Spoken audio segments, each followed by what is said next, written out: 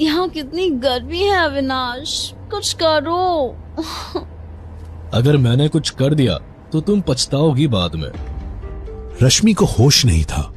उसे नहीं समझ आ रहा था कि वो बस गर्मी से बचना चाहती थी या विवेक के साथ हम बिस्तर होना। विवेक ने भी उसकी गलतफहमी दूर नहीं की। उसने नहीं बताया कि वो अविनाश नहीं बल्कि उसका जीजा है। वो रश्मि को अपने साथ गाड़ी में ले गया। क्लब से होटल तक के सफर में रश्मि विवेक को अविनाश समझकर अपना सिर उसके सीने पर रखे मदहोश पड़ी रही। भीम सिंह, जो विवेक का ड्राइवर था, ये सब देखकर बस वहां से गायब हो जाना चाहता था। तभी विवेक उस पर चिल्लाया, और कितना टाइम लगेगा होटल पहुंचने में? आ गए बस। विवेक रश्मि को होटल की लॉबी से नशे की हालत में कमरे तक ले गया। दरअसल यह होटल विवेक का ही था, उसे रोकता ही कौन। होटल के कमरे में पहुंचकर रश्मि ने वो सब कुछ किया जो वो अपने बॉयफ्रेंड के साथ करती। अगली सुबह जब रश्मि बिस्तर से उठी और खुद को जिस हालत में देखा, वो एकदम से डर गई। इस वक्त वो पूरी तरह अकेली थी। उसे अविनाश के 20 मिस कॉल देखकर ये पता चल गया था कि कल रात वो जिसके साथ भी थी वो अविनाश तो नहीं था। ये सोचकर वो खुद को कोसने लगी कि उसने ऐसा क्या पी लिया था जो उसे याद तक नहीं कि कल रात उसके साथ था कौन। इसी टेंशन में रश्मि 4 दिनों तक सो नहीं पाई। वो अपने कमरे से बाथरूम और बाथरूम से अपने कमरे तक आती और बस अपना फोन ताकती रहती।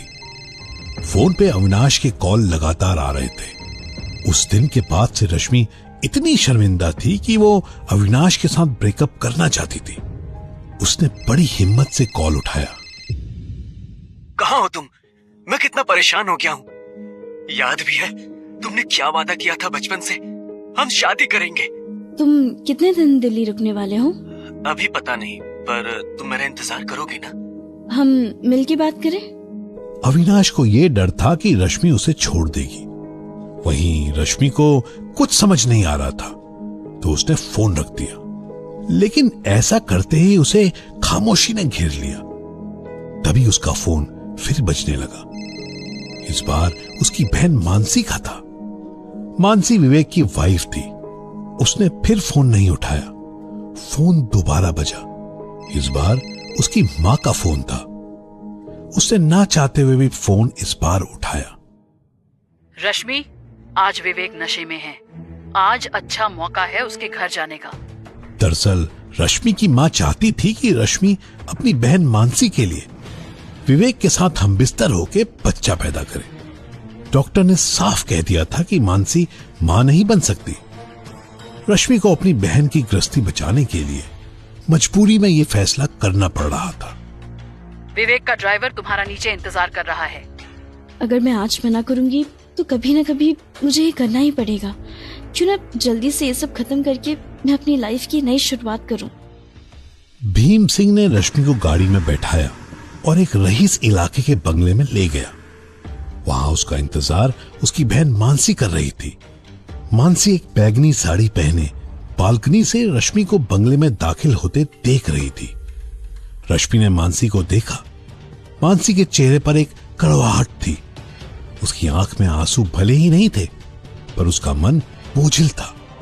उसकी आत्मा रो रही थी। रश्मि ने मानसी को देखकर कुछ कहने की कोशिश की, लेकिन उससे पहले ही मानसी उसे इशारा करते हुए बोल पड़ी। वो ऊपर के कमरे में सोए हुए हैं। रश्मि आज नशे में नहीं थी। सीढ़ियों पर चढ़ते हुए उसके दिल की धड़कन तेज होती जा रही थी। बोझिल कदमों से रश्मि कमरे में दाखिल हुई। विवेक बिस्तर पर नशे में धुत पड़ा था। दरअसल मानसी, रश्मि और उसकी मां को लगता था कि विवेक को उनके इस प्लान की कोई भनक नहीं है, पर उसे सब कुछ पता था। वो बस चुपचाप इस तमाशे का मजा लेना चाहता था। रश्मि हिचकते हुए अंदर गई। उसने डर और बेहद शर्म के साथ अपने आप को विवेक के हवाले कर दिया। इधर देखते ही देखते मानसी ने पूरी की पूरी वाइन गटक ली। वो बस ये सोचती रही कि आखिर इन दोनों को इतना वक्त क्यों लग रहा है कहीं रश्मि को विवेक पसंद तो नहीं आ गया? उसके ये सारे थॉट्स उसको झकझोर रहे थे। उसे समझ नहीं आ रहा था वो क्या करे। एक लंबे इंतजार के बाद जब रश्मि नीचे आई तो मानसी खुद को आपे में नहीं रख पाई। उसने रश्मि के गाल पर 5 उंगलियां छाप दी। रश्मि आश्चर्य से उसे देखती रही। उसकी आंखों में आंसू भर आए। अगर तुम्हें नहीं पसंद है तो मैं यहाँ नहीं आऊंगी।